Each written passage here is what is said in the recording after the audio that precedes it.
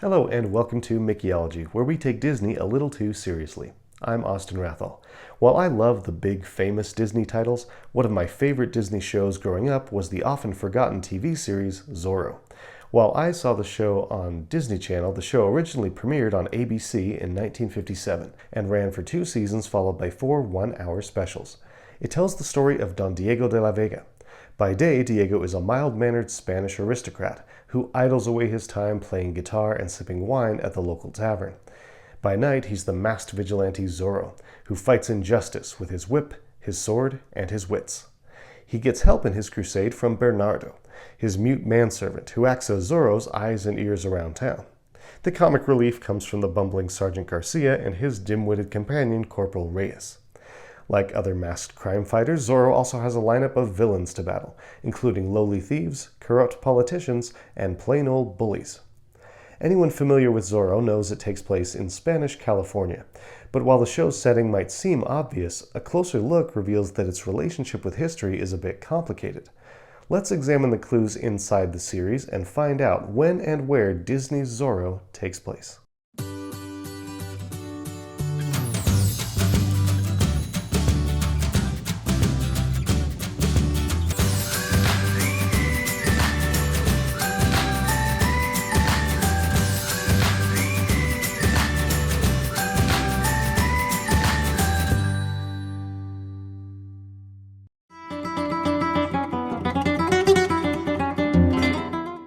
Zorro doesn't waste any time establishing its setting. The very first shot in episode 1 shows a sailing ship overlapped by a title card reading Spanish California 1820. Soon afterward, we see the dashing Diego de la Vega on board the ship. Diego's conversation with the captain reveals that he's been studying in Spain for 3 years, but now he's returning to his hometown of Los Angeles. Within minutes, the audience knows exactly when and where the show takes place, so you'd think my work here would be done. However, it's not quite that simple because the events we hear about later in the series contradict this.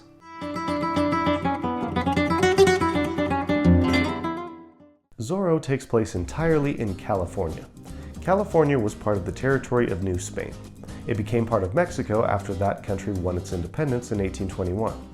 Then, when the U.S. won the Mexican-American War, California became U.S. territory.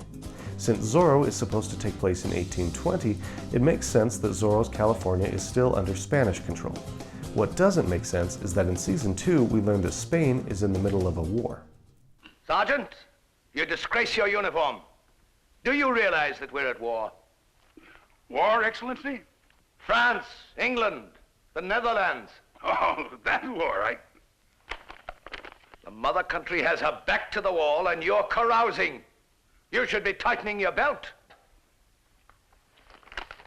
Spain was in upheaval in 1820. A revolt broke out there against the king, and the revolutionaries interrupted Spain's plans to reconquer rebellious territories in the Americas. However, the Spanish magistrate doesn't sound like he's talking about a revolt here.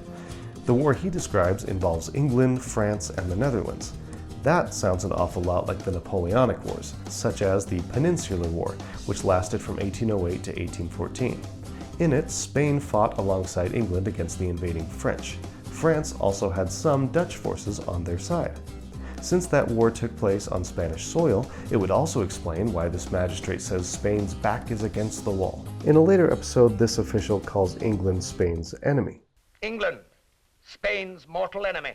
That might seem like a confusing statement if the story takes place during the Peninsular War, a time during which the two countries were allies. However, England and Spain had fought each other just prior to this war, and the alliance between England and Spain was an uneasy one, especially since British troops committed atrocities against Spanish civilians. So while this statement may not have represented the political reality at that time, there were probably people who felt it was the practical reality. The Peninsular War concluded in 1814, and the grander Napoleonic Wars ended the following year. Therefore, it may have been a mistake for Disney to say Zorro takes place in 1820, since it would make more sense for it to take place earlier.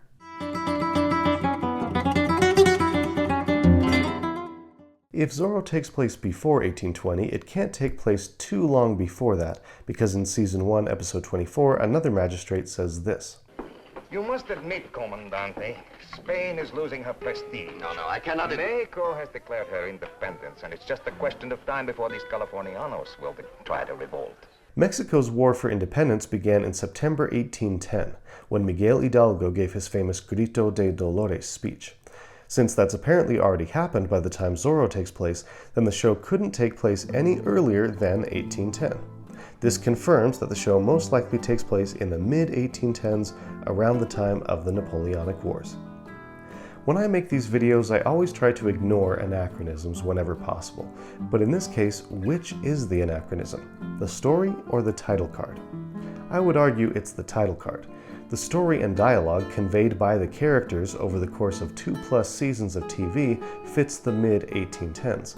Meanwhile, the title card, shown for a few seconds in a single episode, appears to be off. But why does this conundrum exist in the first place? Why would Disney make a show that they officially set in 1820 and then insert history from before 1820 into that story? The answer is simple.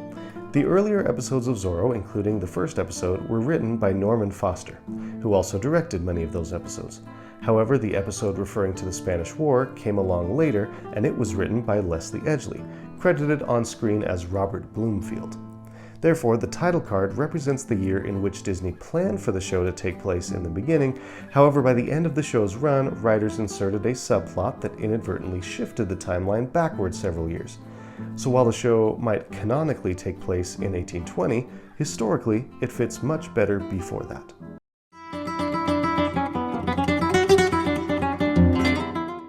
It feels weird and even arrogant saying Disney is wrong about when they said their own show takes place, but based on the clues in the finished series, I would place Disney Zorro in Los Angeles, California around 1814.